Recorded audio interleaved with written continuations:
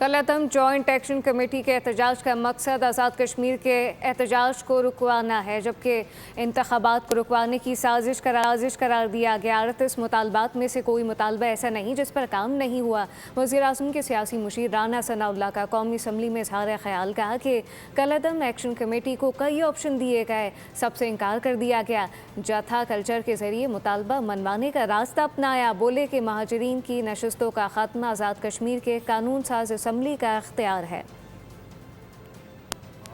बिल्कुल गलत है कि उनके मुतालबात नहीं माने गए या उनके साथ मुज़ाकरात नहीं किए गए। हर उस मुतालबे को जो है वो एक्सेप्ट करेंगे जो वहाँ की तामीर व तरक्की के लिए हो या जिसका तल्लुक़ जो है वहाँ के अवाम की जो है वो बहलाई के लिए हो। और ये कोई तुक नहीं बनता कि कोई गिरोह जो है वो उठे और किसी भी खित्ते किसी भी मुल्क के जो है वो आईनी और कानूनी मामलात को वो कहे कि मैं ये जथा कल्चर की जो है वो इनको मैं हल करूँगा।